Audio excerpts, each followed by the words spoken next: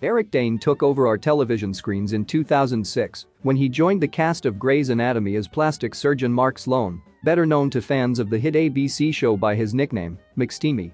Since exited the show in 2012, he's branched out and has continued to grace the small screen, including The Last Ship and Euphoria.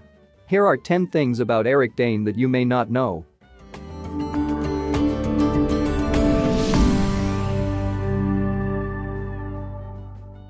Tragedy. Eric Dane was born as Eric T. Melvin on November 9, 1972, in San Francisco, California. His father was an architect and interior designer, while his mother was a homemaker. When he was 7 years old, his father died tragically. Dane told the Gulf Times he was a Navy man and ended up becoming an architect and interior designer. He was a troubled soul. He died of a gunshot wound. My grandmother thinks it was an accident. Everybody's got a different opinion on it. My mother raised 2 kids. He became interested in acting in high school. Like most actors, Eric Dane got his taste for acting by participating in his high school drama class. He told Entertainment Weekly, "I knew the girl who was checking attendance, so I figured I wouldn't have to attend. But I got roped into a play and ended up loving it." After this, he knew that he wanted to make a career out of acting. His first recurring role was in Charmed. The first recurring role that he had was as Jason Dean in Charmed. His character was introduced in season 5, and he also starred in season 6. He was the owner of the newspaper that Phoebe worked for, and the two of them started dating. Although Dane did not appear in every episode of season 6, his character was consistently referred to during the whole season. Before he starred in Grey's Anatomy, this would have been the role for which he was best known. He was only supposed to appear in one episode of Grey's Anatomy. His role in Grey's Anatomy was originally only supposed to be a guest role. However, the character of Mark Sloan was so well received that Shonda Rhimes decided to permanently add him to the show's cast. He first appeared in season 2 and became part of the main cast in season 3.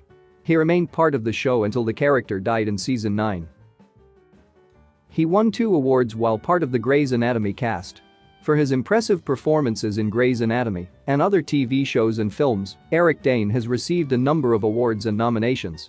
He was nominated for the Screen Actors Guild Award for Outstanding Performance by an Ensemble in a Drama Series for Grey's Anatomy and won the Satellite Award for Best Cast, Television Series and Screen Actors Guild Award for Outstanding Performance by an Ensemble in a Drama Series for the same. He and Patrick Dempsey were in the movie Valentines Day together. As well as starring in Grey's Anatomy together, Dane and Patrick Dempsey were also in the movie Valentine's Day.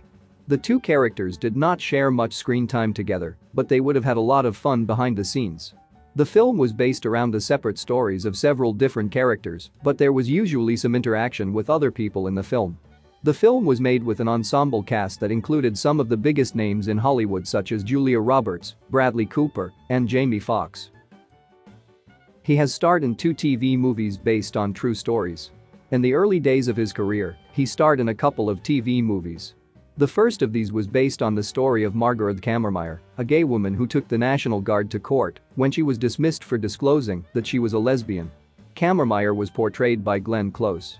He also starred in a short series based on the story of Diane Borchardt, a teacher's aide who convinced 3 high school students to murder her husband. He has been open about experiencing depression. While working for the TNT drama The Last Ship, the shooting had to be halted for some time so he could manage his depression. He told Today, "I felt very conflicted because I couldn't figure out what I was depressed about, but it's very real.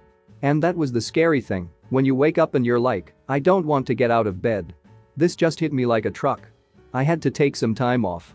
I went away, I took care of it, and I'm feeling great." He eventually returned to work, and he revealed that he began taking medication and didn't feel depressed anymore. But he urged people to listen to their bodies and set an example that it's okay to take a breather when you're not well. And this wasn't his only health-related time off. In 2011, he entered a California treatment center to rectify a dependency on prescription drugs he had developed after suffering a sports injury. He's a supporter of the Global Down Syndrome Foundation. On November 2, 2019, the Global Down Syndrome Foundation hosted the 11th annual Be Beautiful, Be Yourself fashion show, which is attended each year by major celebrities and serves as a fundraiser for the foundation's various programs, as noted by CBS 4 Denver. Dane dressed to the nines to attend the fashion show And he was honored with the opportunity to walk alongside Megan Baumgars, the 2019 recipient of the Quincy Jones Exceptional Advocacy Award. He shared a photo of himself and Baumgars with the caption, "What an honor to walk alongside Megan Baumgars at the 11th Annual Global Down Syndrome Foundation's fashion show. A beautiful night with exceptional people and advocates. Thank you for having me." Scandal.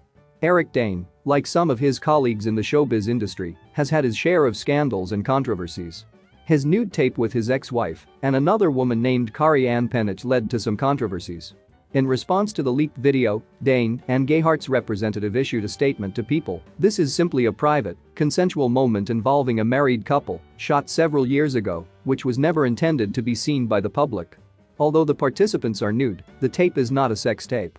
It is a private tape made for only my client's personal use, and nobody has the right to exploit it. If anyone exploits the tape, they will be violating my client's rights and will be exposed to significant liability."